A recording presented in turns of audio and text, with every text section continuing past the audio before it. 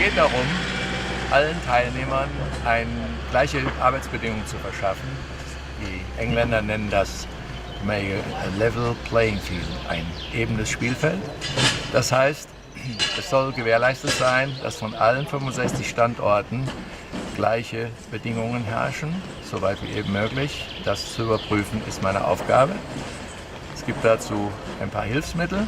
Ein sehr schönes ist zum Beispiel das Programm Hey, What's That?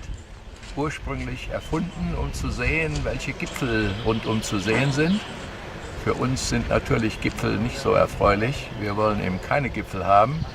Und idealerweise sieht dann ein Panorama auch so aus wie hier, mit der 1-Grad-Linie zunächst.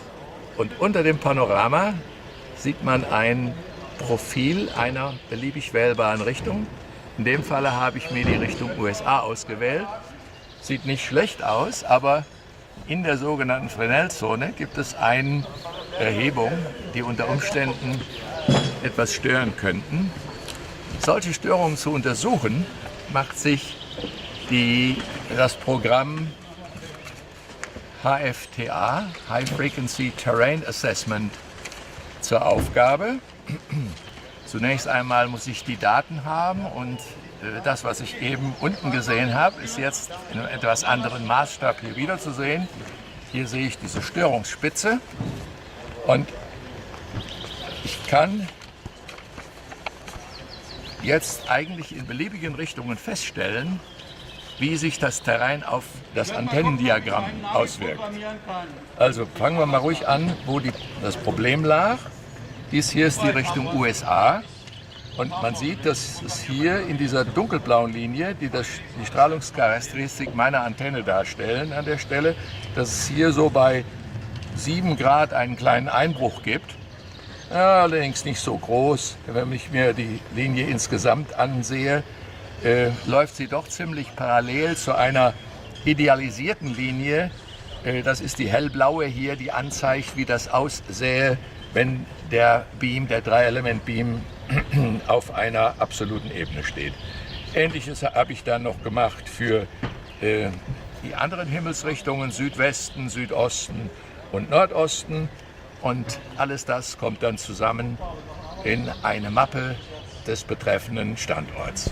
Also kann jeder Teilnehmer davon ausgehen, optimale Bedingungen vor Ort vorzufinden? Ja, zumindest kann uns niemand vorwerfen, wir hätten nicht alles versucht herauszufinden, ob der Standort auch ein Level Playing Field ist.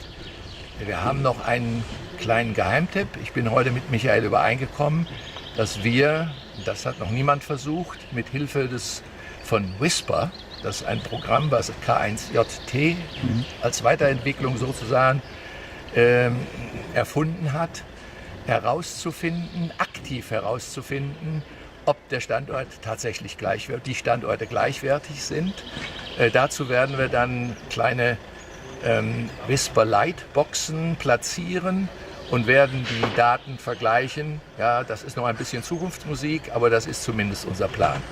Wahnsinn. Aber ich stelle mir auch vor, dass die ganze geografische Auswahl und Festlegung der Standorte doch ziemlich auch ein großes Problem gewesen ist oder noch ist.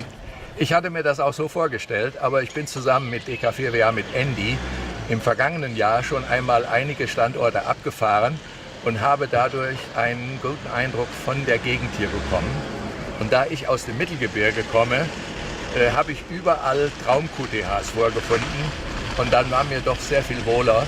Und ich glaube nicht, dass wir die Probleme haben werden, die zum Teil auch bei der letzten WRTC in Boston waren, wo sich doch einige der Teilnehmer benachteiligt fühlten, weil da einige Erhebungen an der falschen Stelle waren. Okay, Uli, ich bedanke mich ganz herzlich und dann auch für dich und das ganze Team 55 bei der Auswahl, Vorbereitung der Standorte und alles Gute.